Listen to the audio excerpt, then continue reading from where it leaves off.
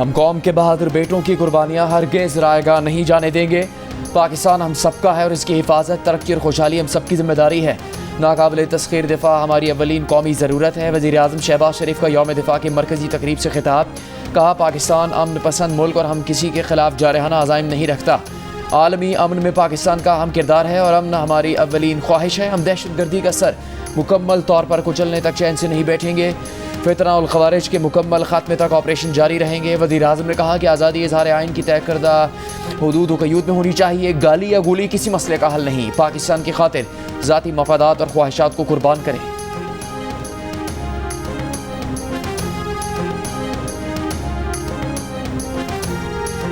दहशतगर्दों की हालिया सरगर्मियाँ उन मायूस अनासर की जानिब से पाकिस्तान को एक कमज़ोर रियासत बनाने की नाकाम कोशिश है, जिन्हें माजी में भी कौम और फ़ौज के बाहिमी इत्तेहाद ने शिकस्त दी।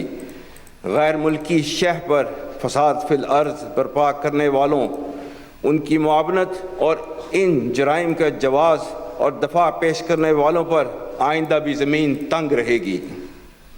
फितना बर्पा करने वालों के मुतालिक खुदाए लम यज़ल का इरशाद याद रखें, अल फितनतु अकबर मिनल क़त्ल।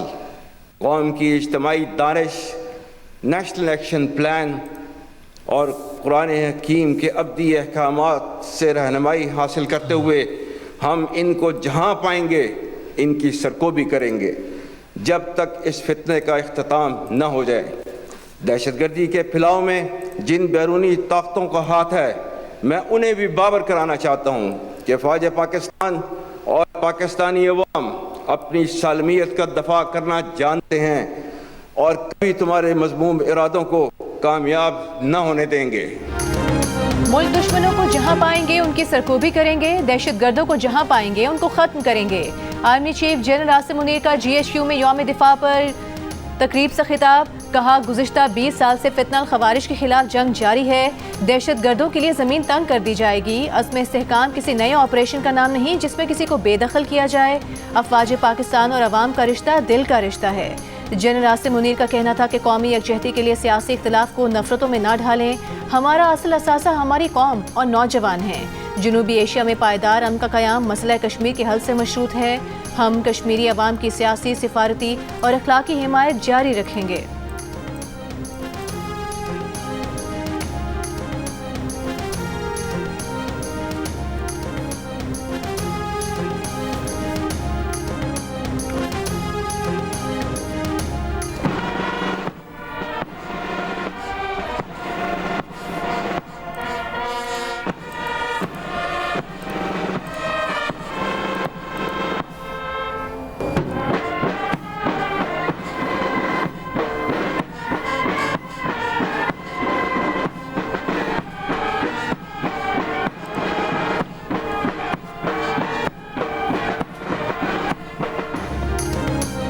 यौम दिफा पर अपने पैगाम में सदर आसिफ जरदारी ने कहा कि दुश्मन ममालिक पाकिस्तान मुखालिफ अनासर की हिमायत करके मुल्क को नुकसान पहुँचाने पर तुले हैं। मुसल्लह अफवाज, कानून नाफिज करने वाले इदारे दहशत गर्दों को शिकस्त देने के लिए पूरी तरह तैयार हैं। कराची में पाक बहरिया में 2 नए जंगी बहरी जहाज़ों की शमूलियत की तकरीब से खिताब में बोले, किसी भी जारियत से निपटने के लिए हमारी मुसल्लह अफवाज हम वक्त तैयार हैं। बहादुर जवानों ने वतन की हिफाजत के लिए जानों का नजराना दिया। 2 नए जहाज़ों की शमूलियत से पाक बहरिया मज़ीद मजबूत होगी। मजबूत नेवी समंदरी सरहदों की हिफाजत की ज़मानत है। Naval chief admiral Naveed Ashraf ने कहा, पाक बहरिया मुल्क की समंदरी सरहदों की हिफाजत के लिए हम वक्त तैयार है। रिवायती और गैर रिवायती ख़तरात से निपटने के लिए पाक बहरिया की ऑपरेशनल तैयारियाँ ज़रूरी हैं।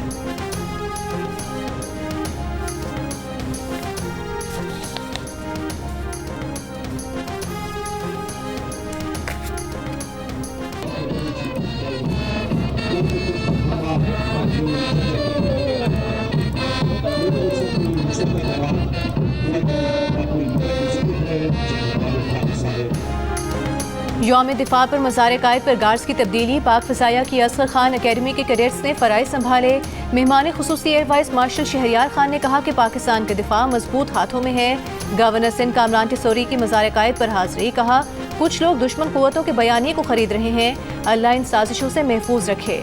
कोर कमांडर कराची, तीनों मुसल्लह अफवाज के नुमाइंदों और DG रेंजर सिंध की भी मज़ार कायद पर हाज़िरी और फातिहा ख्वानी। गवर्नर हाउस कराची में भी यौम दिफा की पुरवकार तकरीब। गवर्नर सिंध ने परचम कुशाई की।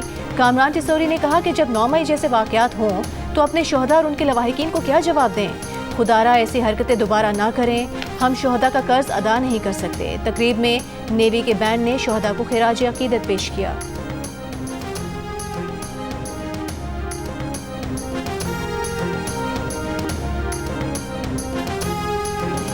वज़ीर आला पंजाब मरीम नवाज की लाहौर में यादगार शोहदा पर हाज़री, फातह खानी फूल रखे। कहा शोहदा की कुर्बानियाँ किसी भी कौम की रेड लाइन होती हैं। रेड लाइन को क्रॉस करना, तोड़ना किसी मुहिब वतन इंसान को ज़ेब नहीं देता। शोहदा की यादगार पर आना और खराज अकीदत पेश करना उनके लिए एजाज़ है। वो शोहदा की माओं को खुसूसन खराज तहसीन पेश करती हैं। मज़ार इकबाल पर भी यौम दिफा की तकरीब। लाहौर कैंट के शोहदा कब्रिस्तान में गाज़ियान डोगरे की यादगार पर पाक फ़ौज के दस्ते की सलामी।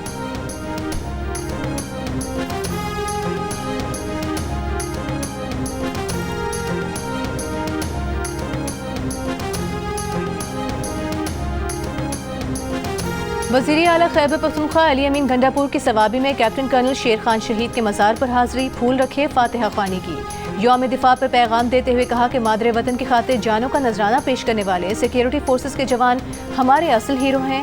शहीदों को सलाम पेश करते हैं। दहशत गर्दी के खिलाफ जंग में सिक्योरिटी फोर्सेस ने लाजवाल कुर्बानियाँ दी। पूरी कौम सिक्योरिटी फोर्सेस के साथ है।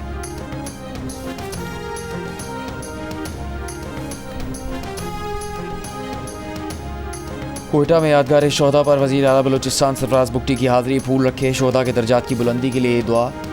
ज़िला तुरबत में यौम दिफा की मुनासबत से गाड़ियों की रैली, सिविल सोसाइटी और दीगर अफराद की शिरकत। लाहौर के अजायब घर में यौम दिफा की नुमाइश।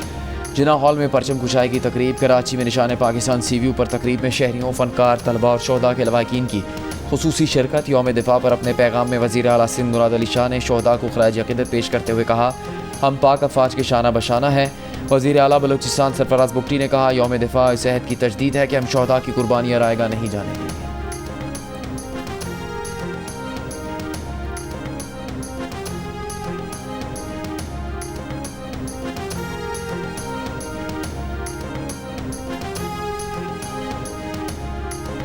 नैब तरमीम बहाल, हुकूमती अपील मंजूर। सुप्रीम कोर्ट के फैसले में कहा गया है कि मिस्टर न्याजी ने दरखास्त नेक नियति से दायर नहीं की।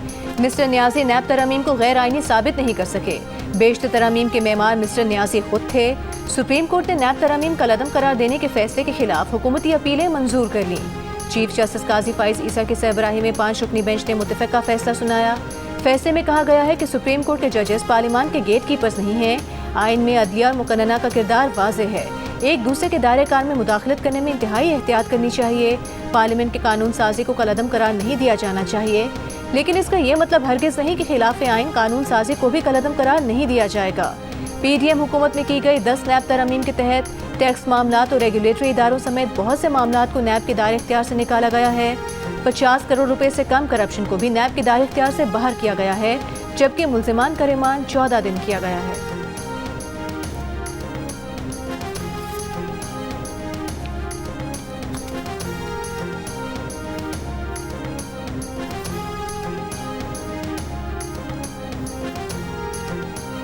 नैब तरमीम बहाल करने के फैसले में सुप्रीम कोर्ट की साबिक चीफ जस्टिस उमर अता बंदियाल और साबिक फौजी सदर परवेज़ मुशर्रफ पर भी तनकीद।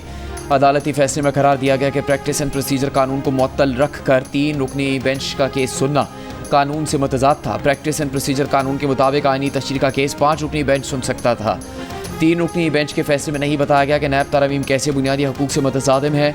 अदालती फैसले में यह भी कहा गया कि परवेज़ मुशर्रफ के नैब कानून का असल मकसद सियासी इंजीनियरिंग और सियासतदानों को सियासी इंतकाम का निशाना बनाना था। परवेज़ मुशर्रफ ने आइनी और जमहूरी ऑर्डर को बाहर फेंका और अपने लिए कानून साजी की। मुशर्रफ ने उन जजेस को भी हटाया जिन्होंने गैर आइनी इक़दाम की तौसीक नहीं की।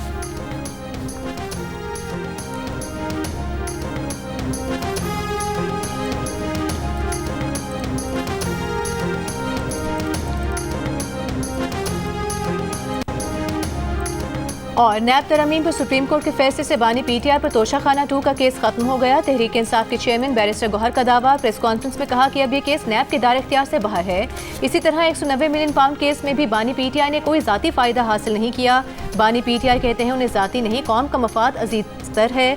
जलसों के निकाह से मुतालिक नए कानून पर बैरिस्टर गौहर ने कहा कि उनके पास NOC है। हुकूमत ने जल्दबाजी में कानून पास करवाया। क्या पुरअमन जलसा करने पर 3 साल सजा दी जाएगी? इसके बावजूद पाकिस्तान तहरीक इंसाफ मुल्क भर में जलसे करेगी।